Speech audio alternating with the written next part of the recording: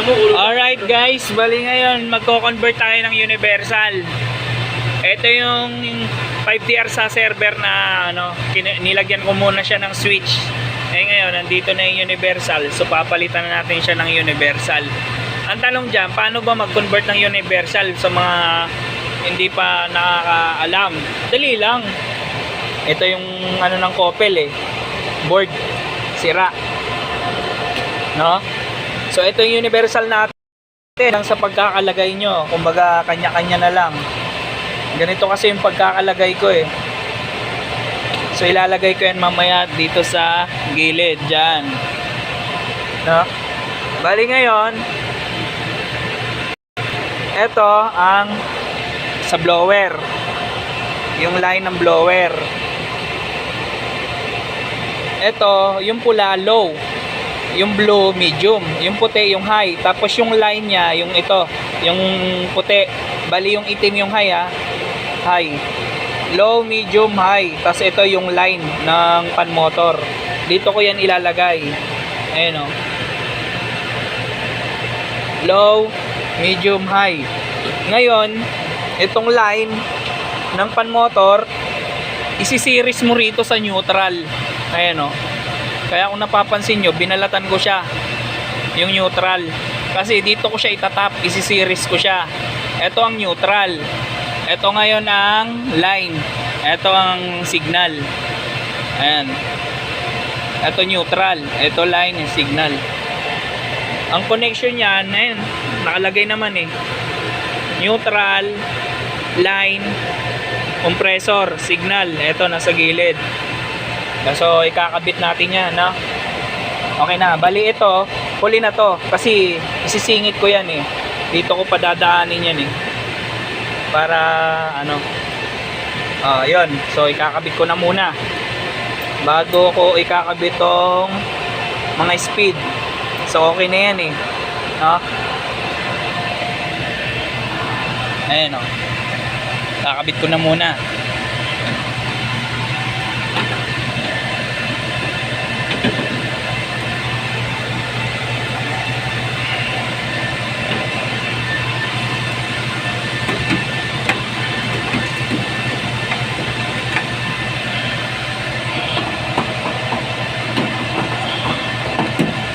Ayan na, lagyan muna natin ng flash ko lang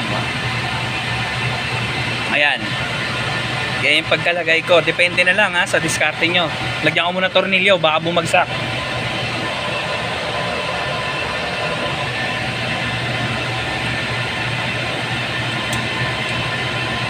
Kung natatandaan nyo to, ito yung nilagyan ko muna ng switch. Ngayon, i-convert na natin ng universal.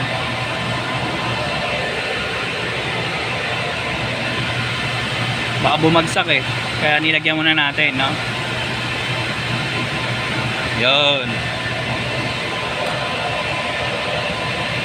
Etong receiver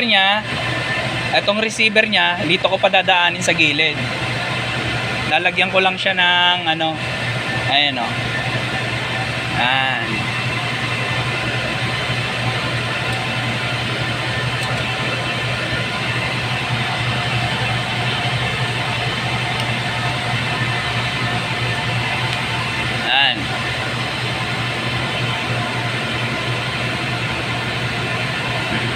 Ayun, para nakatago siya sa may naman yan double sided tape, ididikit na lang dito.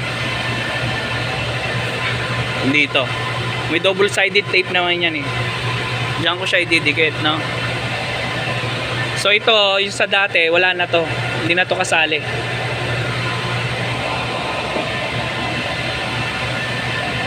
Ito, dito ko yan palalabasin. Yan.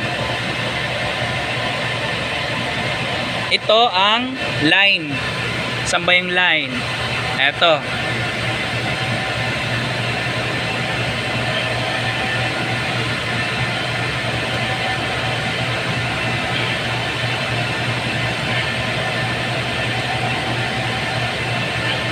Yun.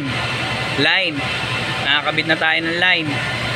Sunod, neutral. Ito, nasa gilid. Ayun, oh. Kita nyo naman eh. Ayun, oh, may N. Neutral. Tapos signal. Ito yung signal. Ito ang neutral. So yung speed muna ng pan motor, itatap ko na muna. So yun. Ayun, oh. Nakatap na. Oh. Ito neutral. Galing sa labas, yung communication. Ito yung line ng pan motor, yung puti. So nakatap siya sa neutral. Ilalagay na natin yung line ng pan motor sa neutral. No? Ito medium high, may nakalagay naman dyan low medium high, doon mo siya i-connect kasi yung speed niya nasusuplayan na ng line. Kaya yung ng line, kaya itong ano naman niya, yung puti na line naman ng pan motor nasusuplayan ng neutral. Kaya ganun lang, no? So kakabit ko na neutral.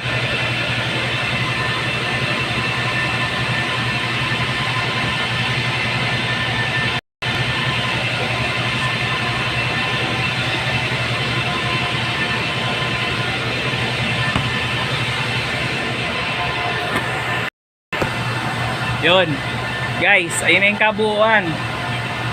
Nakakompleto na natin, no? Nilagay na natin yung speed, low, medium, high, yung line ng neutral, ito na.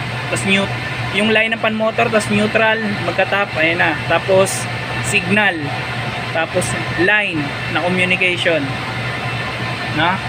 Okay na. So tatakpan na natin yan. Tatakpan na natin.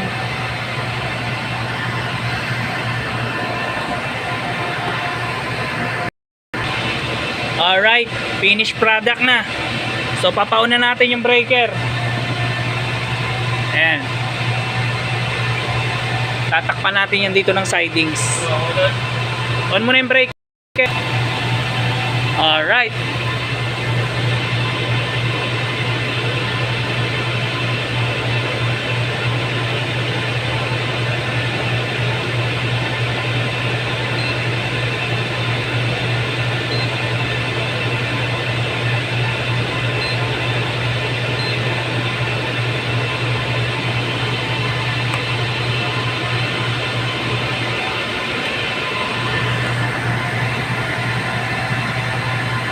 Yun, malamig na.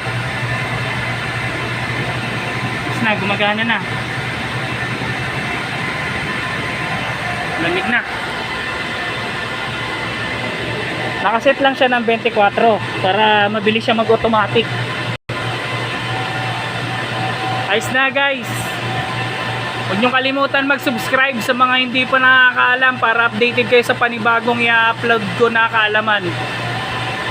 So yun, okay na yung conversion natin ng universal sa 5TR Coppel. Lamig na, oh. Wala lang akong thermal gun para makita kung ano eh, lamig na sobra. Thermal gun lang kulang, wala tayo. Mahirap lang tayo. So yun guys, huwag nyo kalimutan mag-subscribe para updated kayo sa panibagong kaalaman na i-upload ko.